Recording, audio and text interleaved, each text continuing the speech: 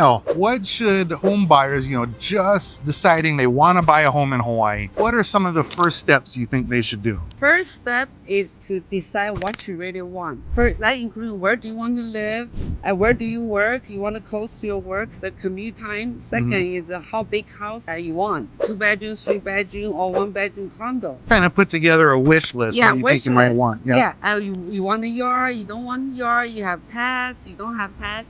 So the wish list is very important. Yep. That you use the wish list as an aim. Go by that. Yep.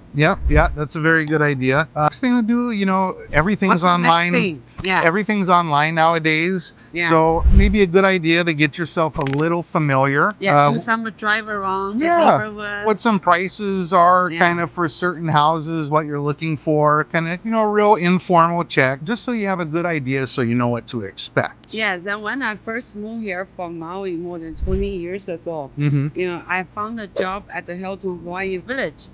And I didn't want to park because Hawaii Hilton Village is very expensive. So I was just looking for places nearby. So I was driving around, the Waikiki area.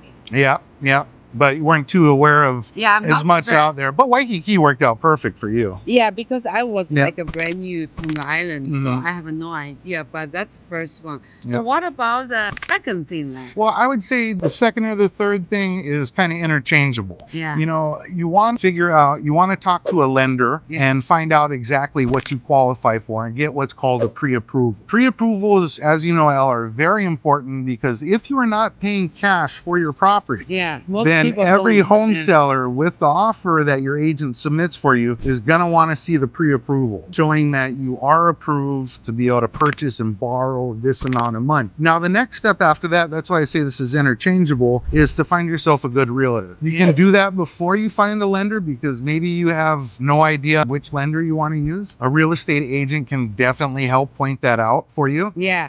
And looking for a realtor can be really heavy duty. I remember back then, old days, I was changing different realtors. This one good, I like this one, I like that one. I want someone that could work hard, who's a strong negotiator, so I can get best price. So realtors are very important. Very important. You want to, as we mentioned before, you want to interview agents too. Don't just, go. If you know an agent that if there's an agent that but you haven't used it before, still interview that person. Buying real estate is probably one of the biggest decisions that you're going to make. And it's a very stressful process. I will tell you, it's not like especially if you don't have a good realtor. It's not like buying the car, buying the TV. Everything is the same. It's totally emotional process. So you definitely want to, even if one of your good friends recommends a realtor to you, that's good. Make sure you still interview agents. I would recommend probably interviewing 2 or 3 agents. You want to look for somebody with good experience, knows the area, and that does this on a regular basis. An active realtor, somebody that's constantly doing business. Not like a side job. You can tell, and you can look up these agents on Zillow, Google. Everybody's got their profiles up there, and just screen through, find some you want to interview, and start there. And also, the good part of realtor is that they care about what you want more than themselves. So that's a very important trait to look for. Because you want somebody that's gonna really figure out what you're looking for, what are your needs. I see sometimes, especially people that have never been to the island before, they come here, they're just shown a couple areas, and that's where they pick. But it's a good idea, especially if you're new to the island, to see everything. Like a lot of times when we get military clients come in, or we get clients from the mainland, we take them all around the island to show them all the different neighborhoods. That way they have a good idea of really what's out there, because the last thing you want to happen is somebody to have buyer's remorse, especially with something that expensive. That during COVID, a lot of buyers bought property just for the sake of buying it. They end up didn't really like the property. So it's very important to because your house is one of the most valuable investment for in your life, asset in your life. So you want to make sure you are doing the right decision. Yeah. The right decision. Yeah, very true. Yeah. Another thing is when you purchase a home in Hawaii, it's a little bit different. For example, in Hawaii, the biggest lot we can see usually about like 10,000 square feet. But on the mainland, houses are much bigger and less money. So just keep in mind when you come to Hawaii to purchase a home, change different expectations. So house will be smaller, will be more expensive. Don't expect spend $1 million buy a mansion here. Yeah. $1 million here, pretty much you can buy better than shack. Yeah. I mean, for our local residents, most people are very aware of what housing prices are in Hawaii and what you get for it. But yeah, definitely if you're new to the island, especially depending on where you're coming from, you're probably going to have to sacrifice some square footage. Yeah. And you probably have to kind of declutter your belongings because house is a lot smaller here. Yeah. And again, I mean, we've had clients that have come in from New York City. Of course, in Hawaii, it's a bit cheaper than most places in New York City. In this instance, a lot of times you'll get more space. Yeah. So it really, it depends on where you're coming from, but probably more than likely you're going to be coming to a little bit less space. But don't get me wrong, though, Hawaii is a beautiful, lovely place to live. And that's why so many people that come here on vacation, they end up staying here. And for local residents, I mean, so many of them wouldn't even think about living any other place. I mean, you got everything here. Yeah, that's how I ended up Hawaii. I just came here for vacation like 22 years ago. Then I ended up moving here because it's so beautiful. Everything is worth it. Oh, yeah. What are other important factors people need to think about when you purchase a home in Hawaii? Well, I would say the next step, okay, so you got your pre-approval. Yeah. You got your agent. Yeah. And the next step, you got your wish list already. Yeah. And then, at this point, once you have all that, then you can start putting in offers. Yeah. You got to imagine a typical escrow period is 45 days. Yeah. 30 to 45. 30 to 45 days, yep. So depending on what you're doing now, if you're renting, you might want to start getting things in order, getting things set up. Because once it happens, once you start putting in those offers, things go very fast. And typically in Hawaii, you want to have all this stuff, the pre-approval and all this stuff done really before you seriously start looking. Why? Because properties in Hawaii do not stay on the market very long. I think what the average days on market is less than 20 days. Yeah. So properties go really quick. That's why sometimes we see people that say, oh, well, I want to look first and find the place. Then I'll start talking to a loan officer and doing all that. Yeah. Unfortunately, usually when you do that, by the time you're done talking with the loan officer, the property's already gone. Yeah, like we had a clients, I know them for many years. I mean, for 18, 19 years. They say they don't want to get pre-approval. They want to find a house first, then go pre-approval. So we did this from December last year. We found a house. Yes, they found a house after I showed them many. And they want to put offer in, so they made an appointment with the mortgage broker the next day. And it took 2-3 days because they need to put all the tax documents, pay stuff, W-2 form, everything together. So within 3 days, you get to find a brief. Or guess what? The house is gone. Yeah. And so they learn in the hard way. So the next month, we got everything ready and found the house for them. Yep. You want to be able to submit the offer when you see the property, like, yes, this is what I like.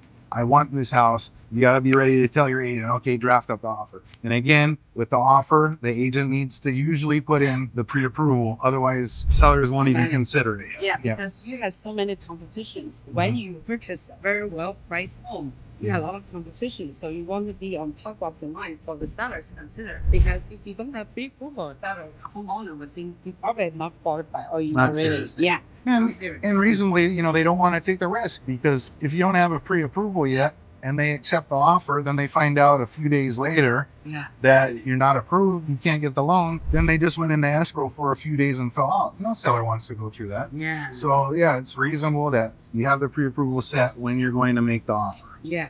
And buying home is a very emotional process. You want to have a normal life. Don't get tied up by all the ups and downs. And that's why you have a good realtor too. Once you get that offer accepted, I won't go over all the details that's involved during escrow. That I could be doing a video on that for a couple hours, so we'll see that for another time. But that's why you want to have a good real estate agent that can help, mitigate some of the surprises that might pop up. help you manage expectations, know what to expect, and also has, good supply of vendors they can recommend for the different stages that you have during escrow. Yeah. Like the home inspection, termite inspection, maybe you need to do some repairs. That's another thing. You want an agent that's experienced because sometimes you have to do negotiating repairs, credits, all sorts of stuff. So once you put in that offer and you get it accepted, that's just the starting point. Yeah. That's just when it starts. Now everything starts happening. Yeah. And what's big mistake homeowner buyers usually make? Buyers usually make, let's see. Don't do it on yourself. DIY. Yeah. You don't want to represent yourself to purchase a home, or don't even hire this agent.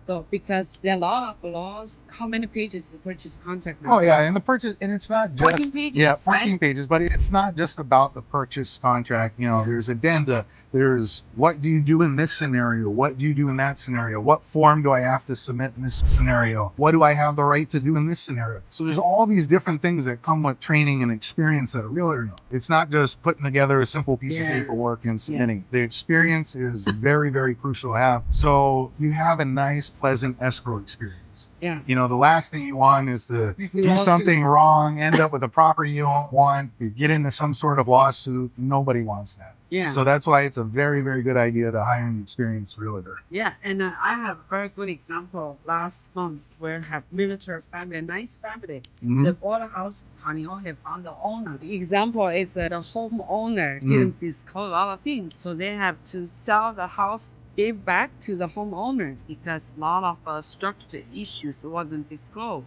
Yeah, I remember that one. Yeah, they hurt so much. They kind of lost the confidence to buying home in Hawaii because they do it on themselves. They didn't hire a realtor to save money. Yeah. So that's a big mistake. Don't do it. Yeah. So that's definitely a horror story. I mean, with properties, structure, foundation, those things are bad. It can get really complicated, especially homes in Hawaii. Not all newly built. Yeah. They can have a lot of stories in the last 30, 40, 50 years. Yeah. And again, that's where the experience comes in. Realtors that have been in the business for a while, they'll know some of the areas too that there might be certain things more that you need to look out for. Yeah. Another thing is the real estate laws in Hawaii is different than other 40 Every state's states. a little different. Yeah, every state is a little bit different. Like the escrow process, Hawaii closing is very different than the mainland. So it's very different. Yeah. So and you actually have your license in California too, right? I know that California is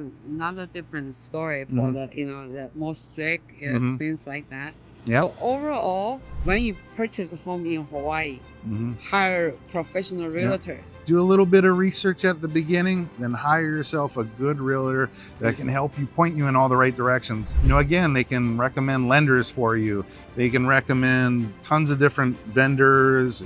Just really help you through the process. There's no need to put all that stress on you. Yeah, and another thing is if you can save like $20, $30, $50,000 when you purchase a home with a realtor, then you do it yourself. So why don't you hire a realtor, right? Right. That's value right there. Yeah. All right. Well, I hope you like this video. Please click like and subscribe. If you want more updated info about Hawaii real estate. All right. Talk Take to you care. soon.